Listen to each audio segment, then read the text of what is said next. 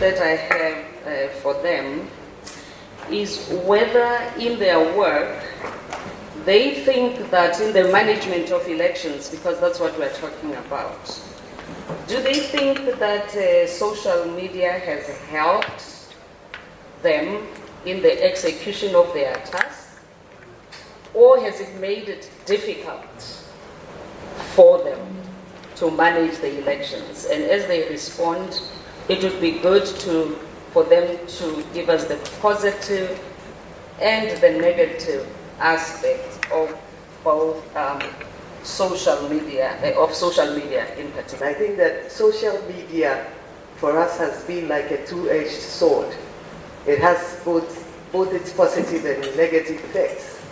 And we've had the opportunity to conduct one referendum since coming into office. We have another election coming up, the district assembly election, as well as a second referendum at the end of this year.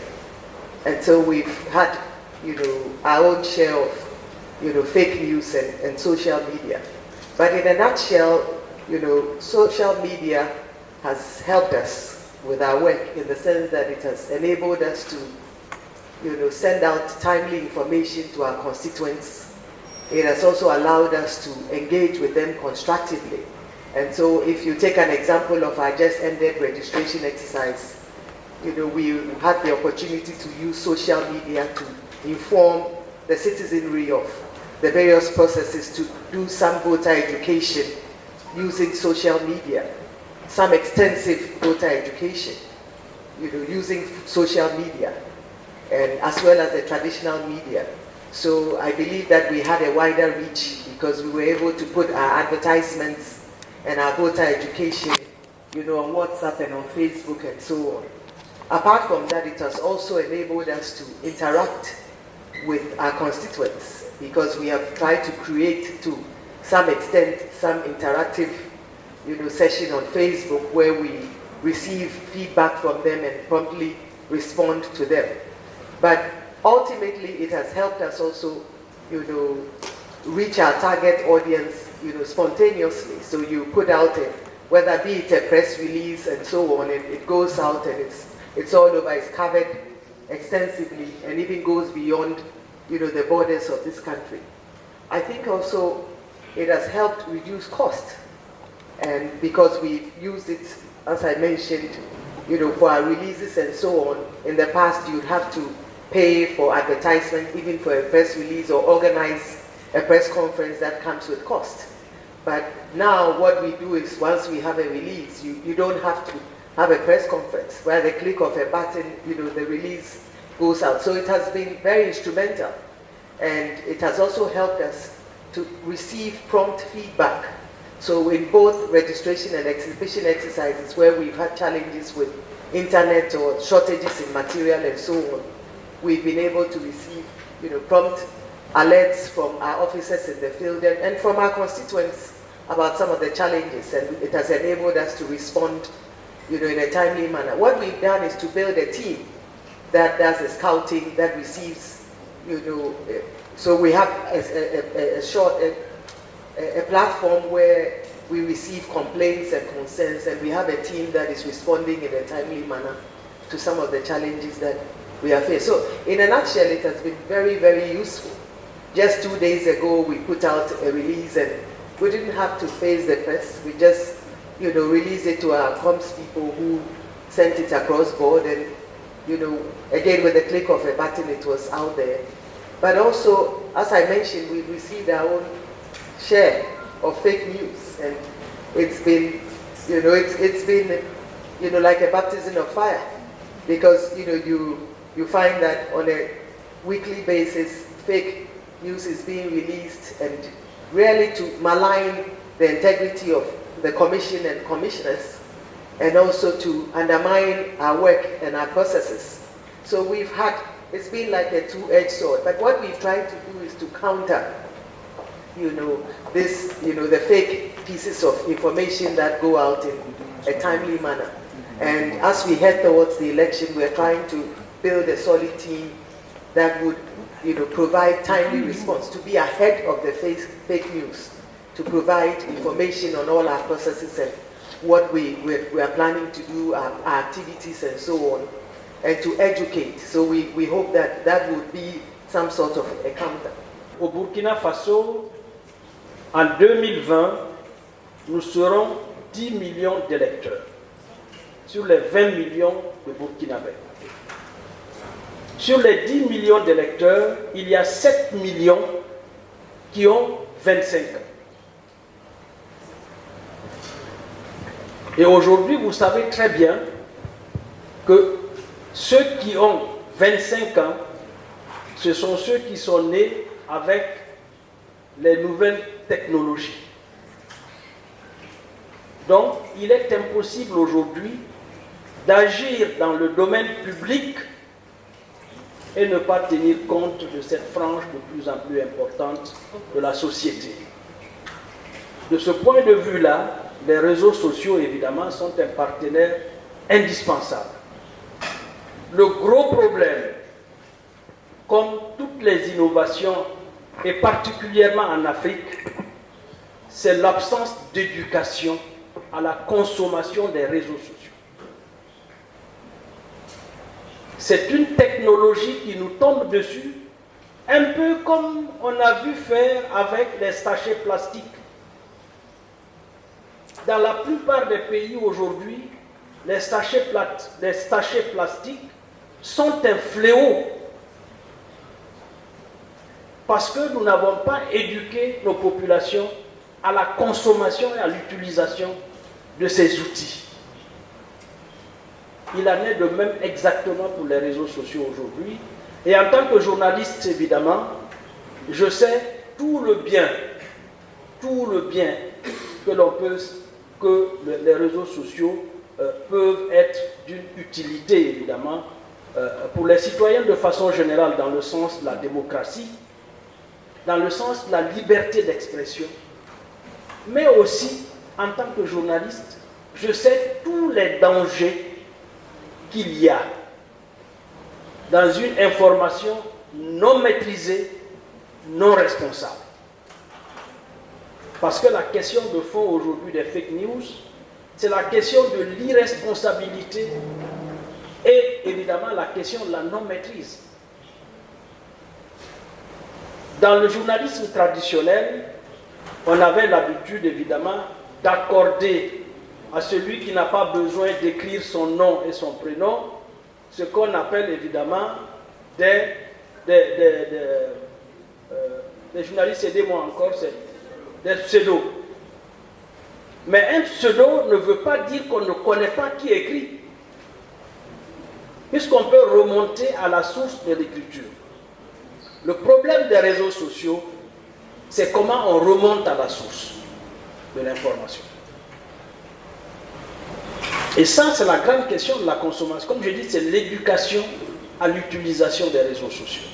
Et ça, il faut, parce que le problème de fond, tout à l'heure, ma collègue a parlé, mais moi, je rencontre le même problème au Burkina Faso. Quand vous regardez les budgets des commissions électorales, la part qui est réservée à la communication, ça ne vaut pas le 10e de l'ensemble du budget. Je prends un exemple.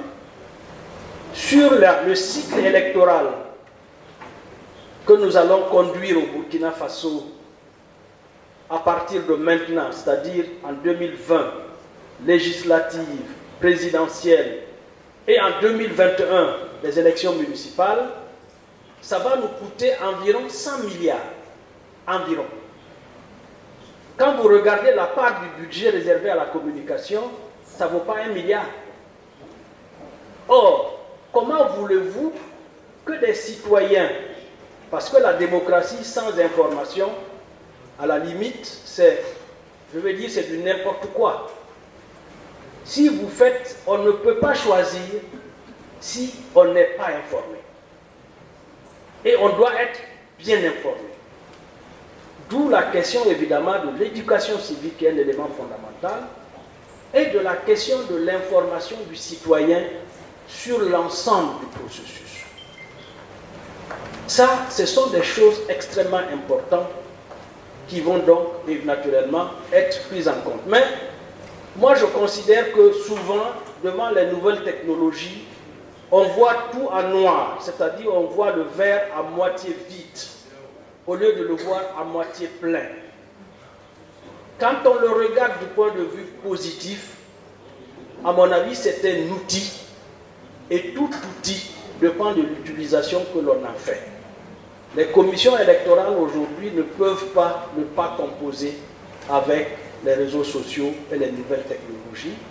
Madame la présidente de la commission du Ghana a dit par exemple qu'aujourd'hui, quand on a besoin d'informer les citoyens, avec les réseaux sociaux, on n'a plus besoin de conférences de presse. C'est vrai, quoique, en tant que journaliste, je pense que les réseaux sociaux ne remplaceront jamais les journalistes. Parce que la conférence de presse, ce n'est pas seulement donner l'information, c'est donner une information à des gens qui savent utiliser l'information dans le but de toucher le public. Parce que si on dit simplement que l'information, c'est que les gens soient au courant, on n'a pas, à mon avis, épuisé tout le sens de l'information. Donc c'est un point évidemment sur lequel on va probablement discuter. Je ne vais pas, c'est une introduction que je voulais faire, en espérant que Maître, tout à l'heure évidemment, nous revienne, pour qu'on puisse continuer sur des points que l'on pourrait naturellement bien développer. Je vous remercie. I think I'm going to do two follow-up questions.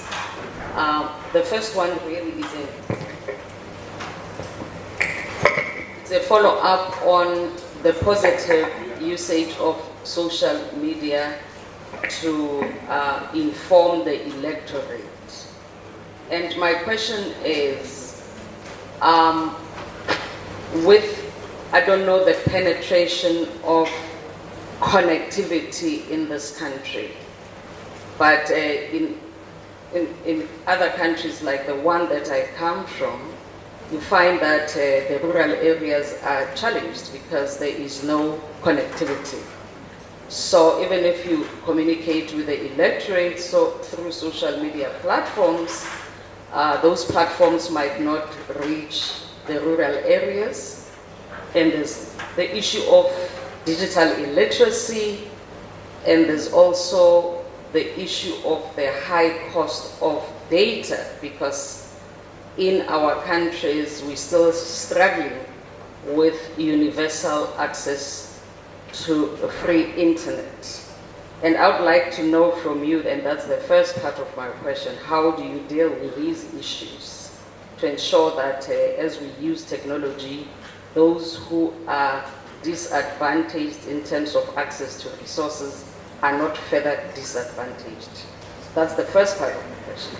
The second part of the question is on the negative also aspects of social media. We know that with social media we have fake news, we have misinformation and disinformation.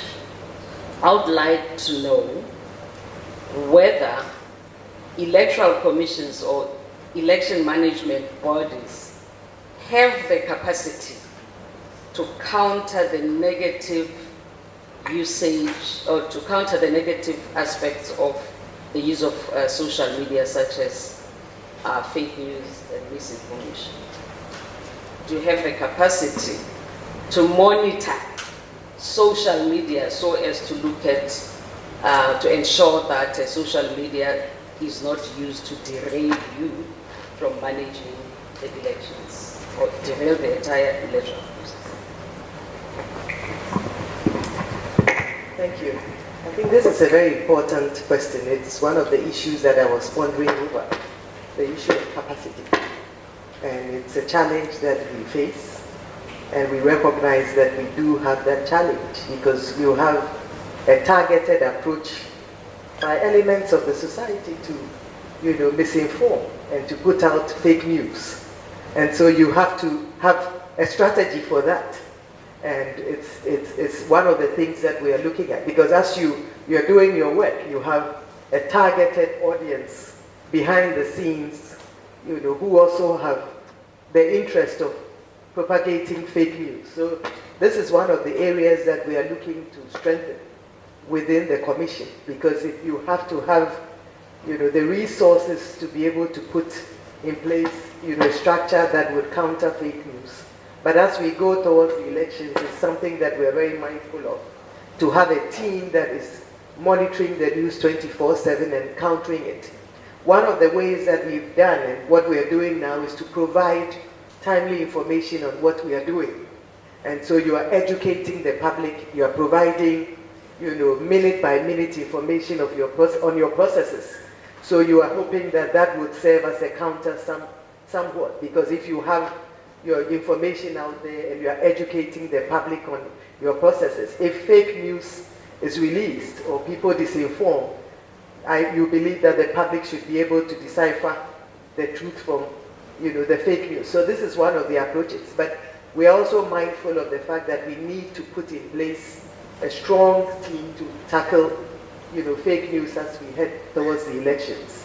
And I know you mentioned access to the internet. I think I think to a large extent, we have access to internet. It's not free, but we are also aware that many Ghanaians are very interested in news that is put out on the internet.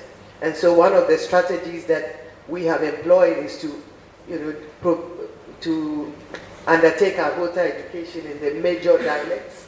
And so with our publicity and advertisements, we are using 6, local languages, excluding English. And we try to put this out, and inform the public. So you believe that you're not disadvantaging those who are not, literate, but you provide them with the information. And apart from that also, we are using the community radio to reach out to them. But so the strategies are not to just communicate in English, but to provide, information in the local dialects as well. And we know that it travels fast. And in Ghana, every market woman, every ordinary person, on the street, the ordinary man on the street has access. They know what is happening through information using, the internet and social media, and especially the WhatsApp platform. You find even adverts with, market women, speaking the local language about the economy and so on. So they are engaged with the process. And we are taking advantage of it. Quel est l'avantage aujourd'hui, évidemment, de la problématique des réseaux sociaux telle que Maître l'a posée? Quand vous regardez d'abord je disais tout à l'heure que la question fondamentale, c'est de savoir qu'aujourd'hui, au regard de la pénétration des nouvelles technologies, et notamment du fait que un outil aussi important ou simple d'utilisation comme WhatsApp, qui permet de résoudre justement la question de l'analphabétisme. Vous avez aujourd'hui le son, c'est-à-dire les gens n'ont pas besoin d'écrire. Ils ont des plateformes sur lesquelles ils s'expriment et dans leur langue. Et donc, c'est un élément extrêmement important que nous ne pouvons pas ne pas monitorer. Donc, il faut qu'au niveau des commissions électorales, la question fondamentale, c'est de la mise en place d'une équipe technique de monitoring des réseaux sociaux. Sauf que les commissions électorales africaines sont à l'image des pays africains. Ils sont indigents financièrement. C'est-à-dire que, quoique nos pays aient choisi la démocratie comme un élément fondamental de la vie publique, le financement de la démocratie vient encore de l'étranger. Si je prends les élections du Burkina Faso en 2015, sur les 60 milliards qui avaient été nécessaires pour l'organisation du cycle électoral de 2015, plus de la moitié est venue de l'étranger et des partenaires étrangers. Quand vous êtes dans un contexte comme ça, évidemment, il y a un problème. On ne peut pas se remettre à l'étranger pour éduquer nos populations sur des éléments de souveraineté, qui sont donc des éléments du choix du peuple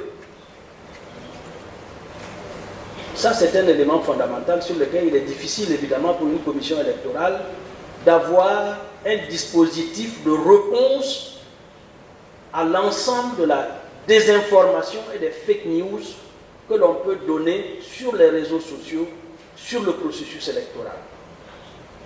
Mais, comme je suis journaliste, on sait très bien que la nature a horreur du vide.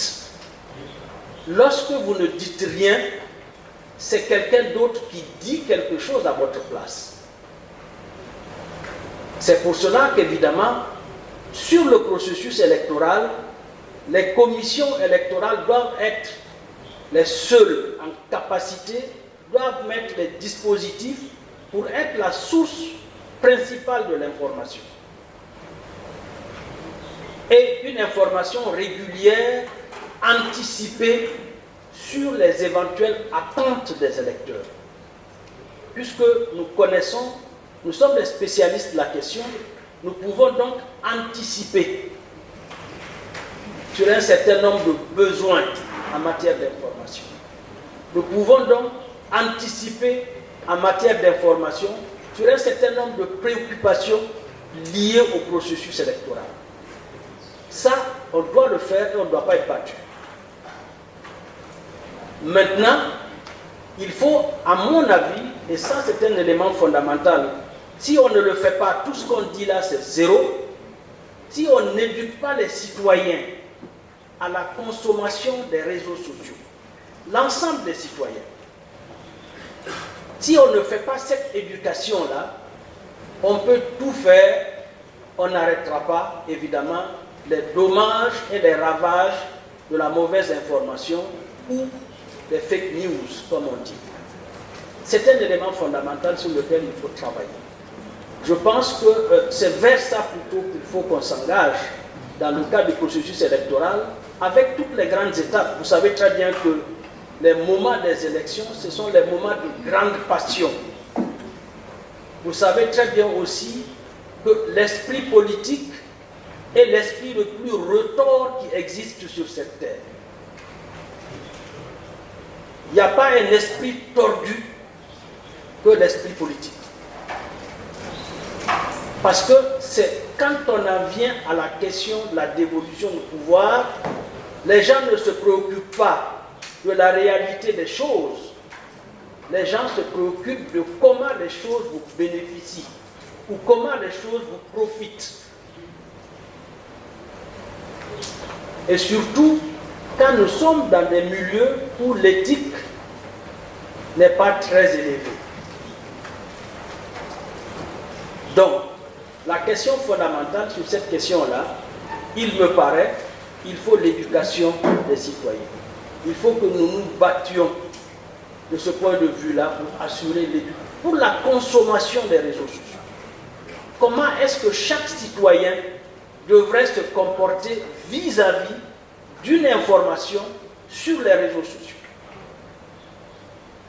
Ça, c'est le premier réflexe, c'est-à-dire, lorsque une information vous arrive sur votre portable, quelle est la réaction que vous devez avoir? Ça, c'est une information, c'est une attitude extrêmement importante d'éducation des citoyens. Et ça, les journalistes peuvent nous aider aussi, même si aujourd'hui les journalistes sont en peine. Moi, j'ai quitté les médias il y a quelques années.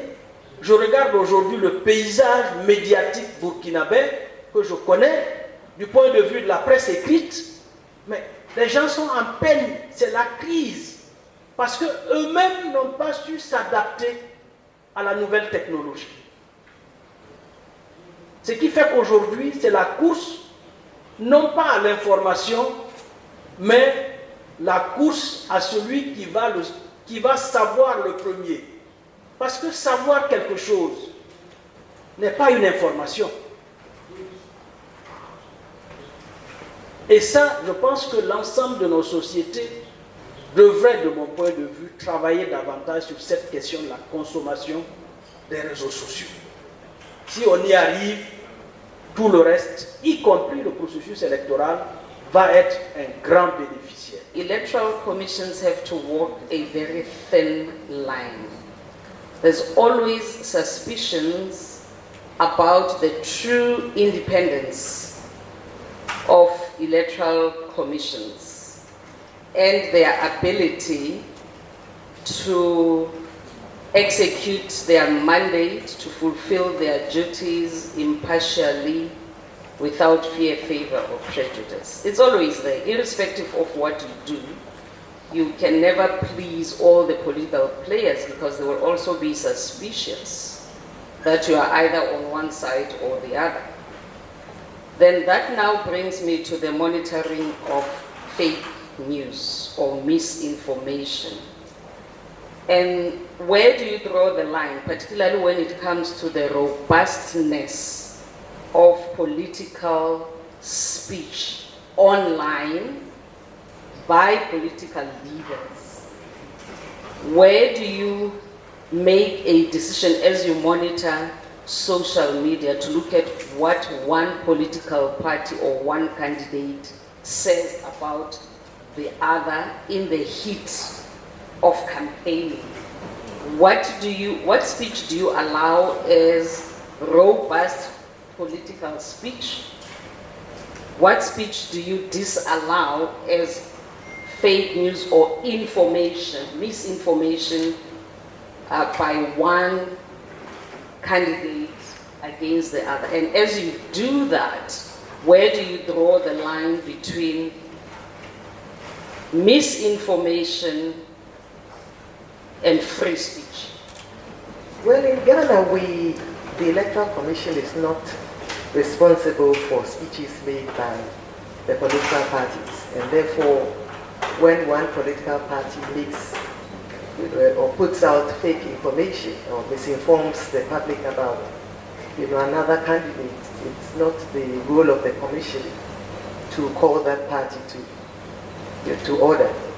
However, we've had instances where political leaders have misinformed the public about the work of the commission, and that's where the thin line comes in, because you have to be very careful not to seem to be embarrassing that political leader, even though that person may have put out fake news and has tried to misinform the public. What we try to do again is to use our communications team, because we as the head of the electoral management body, you don't want to be seen to be making some of these statements, and therefore we have relied on our communications team to in a subtle but clear and strong manner to draw attention of the public to the misinformation.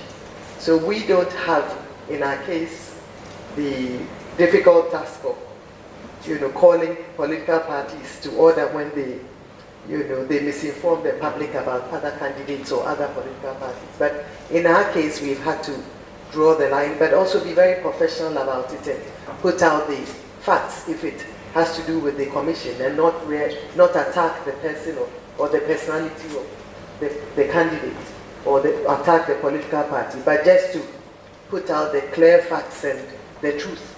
Exactement comme au Ghana, la commission électorale ne s'occupe pas du discours politique.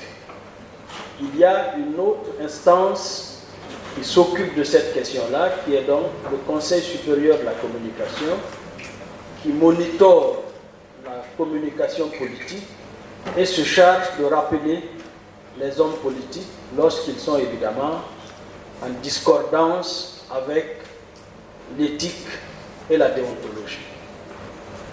Ce que nous faisons cependant, c'est que nous faisons le monitoring quotidien de l'ensemble des sites politiques, c'est-à-dire tous les partis politiques qui ont un site. Nos communicants ont l'obligation de visiter quotidiennement le site de chaque parti politique pour voir s'il n'y a pas une information mal positionnée ou en tout cas mal donnée par rapport à la commission électorale ou au processus électoral. Si cela s'avère, évidemment, nos équipes sont des professionnels, ils savent comment rétablir la vérité sur le site de la CENI et comment le faire relayer par les réseaux tout à fait indiqués. Donc je pense que c'est surtout ça notre préoccupation. Et je voudrais, Madame le moniteur, je voudrais soulever un point. C'est la protection des données personnelles des citoyens, qui est aujourd'hui aussi une des préoccupations importantes d'une commission électorale. Vous savez que pour des besoins de transparence, on demande à la commission électorale de mettre à la disposition des partis politiques les listes électorales. Or, vous avez dit une chose importante hier, avec la biométrie aujourd'hui, chez nous particulièrement, le citoyen se retrouve avec toutes ces données personnelles dans le cadre du fichier électoral. Et si vous donnez ça, parce que jusqu'à présent, la loi n'encadre pas le processus de remise de ce fichier électoral-là, en tout cas au Burkina, aux partis politiques. Vous ne pouvez pas savoir ce que les gens peuvent faire avec les données des autres. Et notamment, quand ils sont en situation de rivalité, pour ne pas dire d'animosité politique. J'étais l'année dernière, en février, au Sénégal. Je crois que la loi sénégalaise a tamisé la question. Et je parle sous le contrôle, évidemment, de mes frères du Sénégal qui sont là. C'est vraiment le dernier carré à qui on donne la liste électorale. Or, dans les pays comme les nôtres, dès le départ, tous les partis politiques réclament la liste électorale parce qu'ils veulent voir s'il n'y a pas de tricherie. Or, Dieu seul sait qu'en la matière, le gros tricheur, ce n'est pas forcément celui qui se réclame autrement. Mais qu'à cela ne tienne, la question fondamentale aujourd'hui, en matière d'information aussi, c'est la protection des données personnelles des gens. Je pense que les commissions électorales devront, dans les années à venir, légiférer autour de cette question-là pour protéger les gens. C'est un élément fondamental.